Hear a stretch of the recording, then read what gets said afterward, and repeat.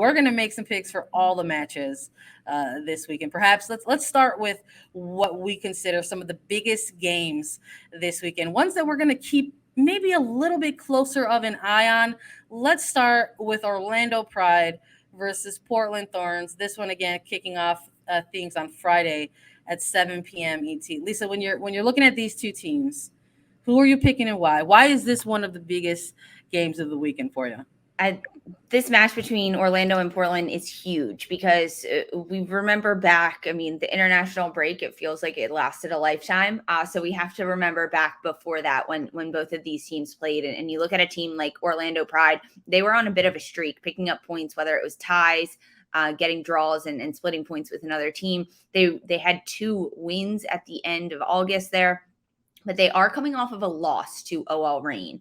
But this was a moment that match against OL Reign was at home at Exploria Stadium, and they're back at home against this Portland Thorns side. So in speaking with Seb Hines a few weeks ago, the interim head coach for Orlando Pride, he said that Orlando enters this really tough stretch where they're playing teams like OL Reign, Portland Thorns. They've got North Carolina Courage also coming up, but they're playing at home, those matches. So they went on the road and they ended up picking up really big wins over teams like San Diego, Kansas City. So now that they're at home, can they turn that around, use that to their advantage? When you look at the last match that Orlando played against OL Reign, it was 1-1. Orlando ended up scoring first in this game. They picked off a pass from OL Reign, and then they got on the board first. And then they let up a late game equalizer for Megan Rapinoe, who was on a tear throughout August. She won NWSL Player of the Month, and for very good reason. But she was one of the players that made such an impact in that game against Orlando. So now, as you look at this Portland side, they're coming off back-to-back losses. Their most recent one was a 2-0 loss to San Diego. And this Portland side is sitting in 4th place of the standings. And they're a couple points off of that top line because San Diego in number 1 is 31 points, Portland 28 points. And as you mentioned, this is the point in the season where it comes down to crunch time because Portland wants to climb the standings. They want to be first or second, get a bye. I mean, they want to be first, get the shield, get a bye in the first week of playoffs. But if they keep dropping points, they'll continue to drop, obviously, in the standings. So this is a game that Portland has to win. Meanwhile, Orlando, they're number 8. So they're just outside that playoff bubble. They're looking to continue and go on that streak of picking up points. It's at Exploria Stadium, which gives the upper hand to Orlando. But I think this Portland side, having a bit of rest, their players coming back from international break now, I think I'm going to give the upper hand to Portland Thorns in this match. Listen, I like the pick. I'm leaning towards Portland as well. When I was looking at this particular matchup, I was like, who needs it more? I like that you highlighted that a little bit right now. I think if you're making the argument for both teams, you could say that they both kind of feel that way, despite Portland among the top 3, trying to chase the shield. You have an Orlando Pride team that went on a really good streak very recently, had that snapped, but they're on the outside looking in. So they are maybe going to play also a little bit with a certain sense of urgency. Maybe that's different from Portland Thorns. And, we're going early. We're going early this morning with everybody joining us, live. But I'm curious, because of that, we don't necessarily have the availability reports, coming into this weekend of games. So I'm curious what that looks like for Portland with some of their international players who have, spent time or coming off of that international window. We saw Sophia Smith get a lot of minutes over the course of those 2 matches with the United States and, take a little bit of a knock here and there, quite frankly. So I'm curious of, if she's going to be on a minutes restriction, how she's going to look and feel for this team. And I do think this is a game that if she's able to go, could be the game where maybe she gets back, some of that dog, right? We'll just label it like that. Some of that, we're looking for those goals again. It's like she came back from CONCACAF championships and she picked up where she left off, but there's a couple games here prior to heading into this international break that they just participated in where she was, a little bit iced, in front of goal. So I'm curious if coming off of these games that she just had two really good performances against another good Nigerian team, that she can carry that into this game and build off of it. So I do think this defensive shape from Orlando Pride could be a good test, could be the thing that Sophia Smith can break through it and get back to the goal scoring, and maybe even stay relevant in that Golden Boot race. So I'm curious if this has the makings of a draw, but I think Portland will have a little bit more, and I'm going to give them the edge in this one as well. So I'm going with the Thorns as my pick in this one as well.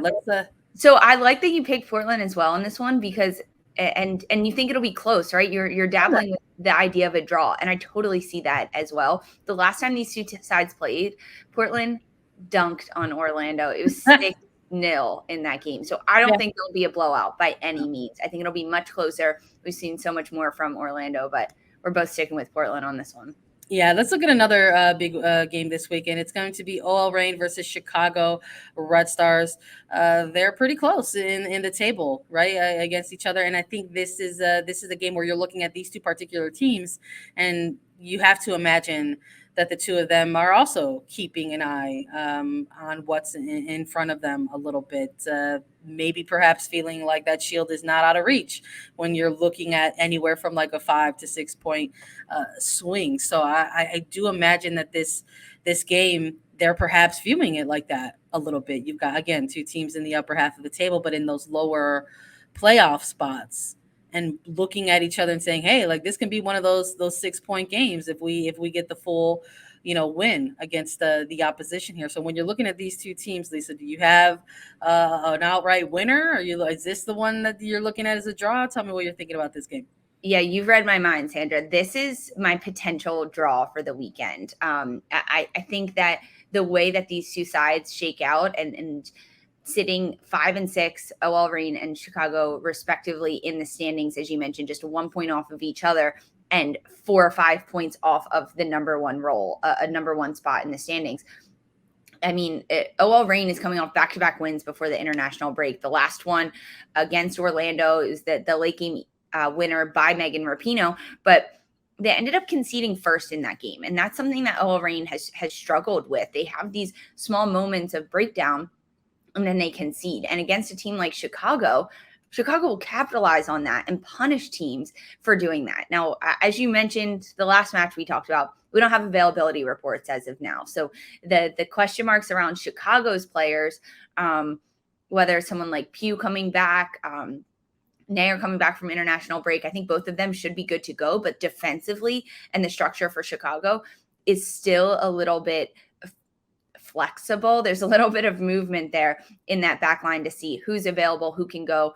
If Chris Petroselli has a little bit more depth defensively for the Chicago side, I would perhaps give them the upper hand over OL Reign, because Chicago is coming off of a dominant 4-0 win over Racing Louisville, a win that Chicago needed 100%. They had been struggling to put up goals in matches before that one. The match just before, they conceded 4 to North Carolina. So scoring was a bit of a struggle for Chicago.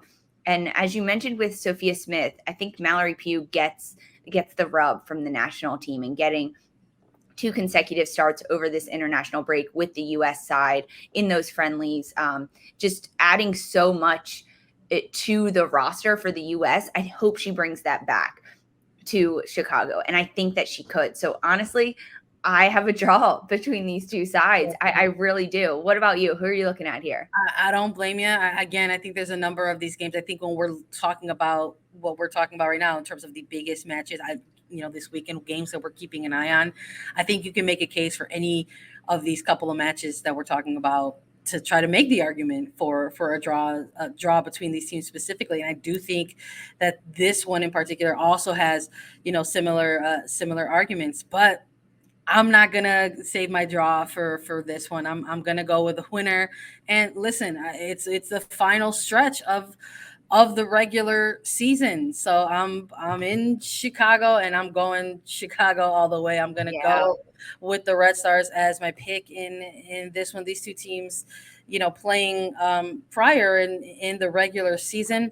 Um, it was an interesting match. It was another one of those, like, we saw, like, kind of those kind of, I don't want to say it was like kind of a grinder out type of a match, but it was a narrow scoreline between the two teams, and Chicago took all 3 points at home.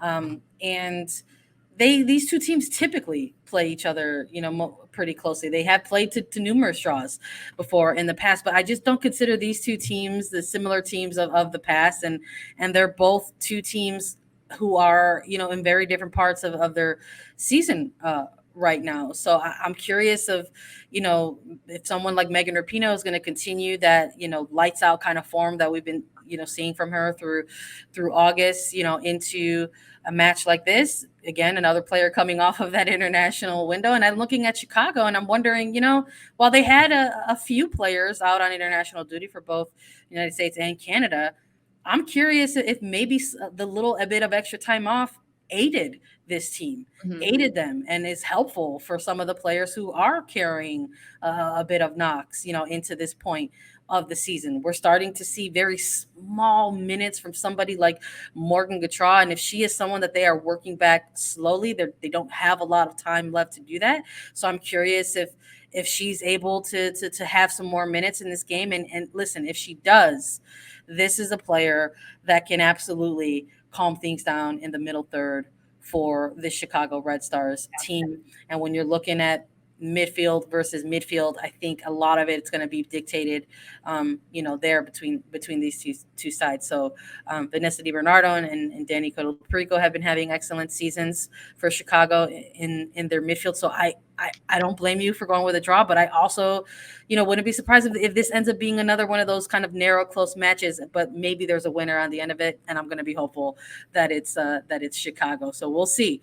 Last one for the biggest games that we're going to be keeping a special eye on this weekend. We've got Houston Dash taking on Angel City FC. Houston Dash hanging out in that top three. They've also got the Shield in their sights. Angel City still on the outside looking in. They have gone weeks now, just looking at either that fifth or sixth spot, trying to have the game that will propel them into the top six. And they're going to be going up against a pretty heavy hitter here, Lisa. Do you have a winner in this one? I mean, the heavy hitter in Houston, 100% the heavy hitter in this match. It's one of the biggest matches of the weekend. I was just talking with someone who follows the NWSL closely, but has been incredibly busy with other stuff this summer. And they were looking at the standings and they were like, Houston, number 2. And I was like, where have you been? This team is on fire right now. They're incredibly fun to watch. They're coming off of Houston Dash is coming off of a draw and a loss prior to that. But before that, 6 matches for Houston where they were picking up points. They were on a run. Meanwhile, Angel City, they're on a little bit of a run themselves. 4 games undefeated. But during this international break, they did play the Mexican national team where they suffered a loss. We saw different player rotation. And I think moments like that really help a team like Angel City, where other players are getting minutes for starters and players that play 90 minutes. When they get the opportunity to sit on the bench and watch a game unfold, you end up learning so much more because it gives you a different perspective. And you're not just pissed off because you're not on the pitch, but you're actually learning from what's happening, what the player in your position is doing on the pitch, so you can help them. And that in turn helps yourself. So I think Angel City does have a little bit of an advantage there with their 4 undefeated, that they're star players and their starters ended up getting a rest over this international break. They didn't play in that competition.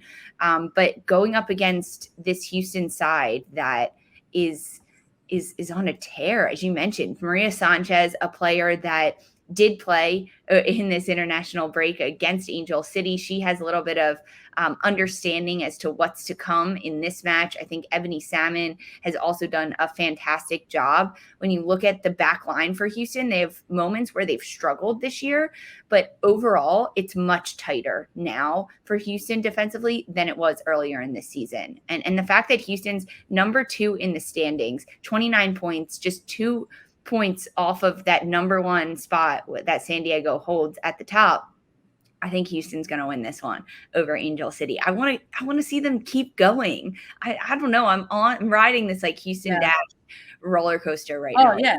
Look, dash the F on, right? Like that's the energy right now. Like they're absolutely rolling with it. I'm with you. I wanna continue to see them make a push for number 1. I think no matter what they've got, they definitely have their first ever NWSL regular season postseason appearance like in their sights, right? This is like one thing they can finally check off.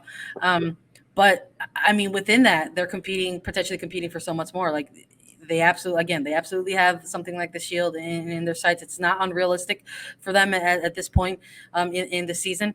And I just really like their individual pieces, that they have on the pitch for Houston. I think it's a little bit disrespectful, quite frankly, that Katie Naughton wasn't listed for team of the month in August, and she hasn't been listed to my recollection. And anyone can please correct me if I'm wrong, but I don't think she's been named to any team of the month this year, and she's been an absolute staple for that team on their back line in this incredible season that they've been having. She's been like the constant for them, quite frankly. She has been for years, frankly. She has been the constant in the back line for Houston for years. So I think, sort of having someone like that being able to not just anchor but quarterback your defensive back line, and then making the offseason move and signing for somebody like Maria Sanchez, the midseason move for somebody like an Ebony Salmon. I think it's finally all coming together for this franchise, perhaps at the right time.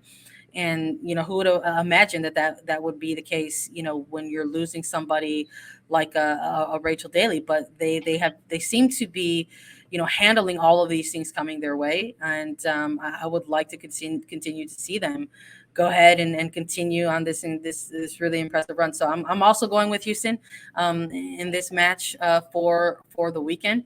I'm hopeful that we're going to get to come back here and be correct, but we love to come back onto the recaps and check and see if we're right or wrong.